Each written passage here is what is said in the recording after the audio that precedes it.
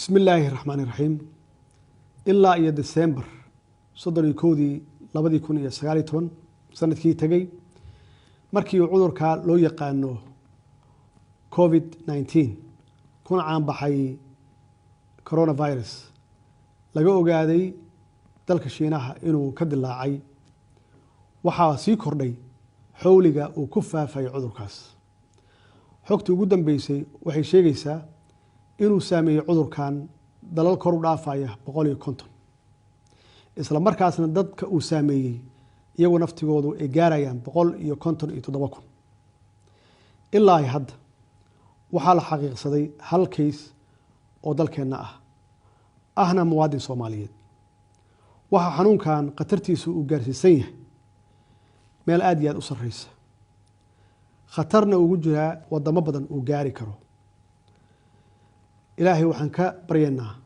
inuu cudurka naga badbaadiyo qof kasta oo Soomaaliyeed iyo culumaduna inay duceeyaan oo ilaahay la bariyo inuu cudurkan naga badbaadiyo shakhsiga Soomaaliyeed muwaadinka oo cudurkan ku dhacayna waxaan ilaahay uga baryaynaa inuu sida ugu dhaqsiyaha badan ka kiciyo waxa xusid mudan in labada dal ee dariska aan nahay ee Kenya iyo Ethiopia iyaguna uu saameeyay waxa nala gudboon marka oo nalaga rabaa inaan u diyaar garowno sidii cudurkan uusan ugu faafi lahayn dalkeena maadaama wadamo inaga horeeya dhanka caafimaadka ama xagga caafimaadka ay maareen la yihiin kalana kulmeen caqabad aad iyo aad u badan haddana dawladda Soomaaliyeed waxay isku dayaysaa wax kasta oo suurtagal ah oo dadaala sidii ay uga hortagi lahayd ama ay u joojin lahayd inuu faafo cudurkan iyo inay ku dadaasho badqabka iyo caafimaadka bulshadeeda xukuumadda iyo hay'adaha dawladda oo ay hogaaminayso wasaaradda caafimaadka waxay dadaalka ay ugu sareysa ku bixin doontaa sidii looga hortagi lahaa inuu wadanka ku faafo cudurkan haddaba ugu dambeyn waxaan ugu baaqaynaa bulshada qaybaheeda kala duwan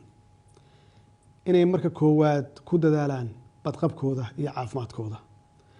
iyagoo raacaya tilmaamaha iyo fariimaha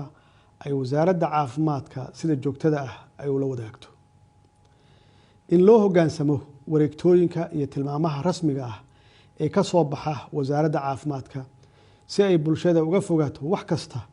oo fududeyn kara ama faafin kara cudurkan in bulshada dhammaan ay ka qayb qaataan dadaalka loogu jiro ka hortagga iyo la dagaalanka cudurkan in laga fogaado isu imaanshaha iyo kulamada aan muhiimka ahayn si looga taxadaro inuu cudurkan dalkeena ku faafo in la hakiyo safarada aan muhiimka ahayn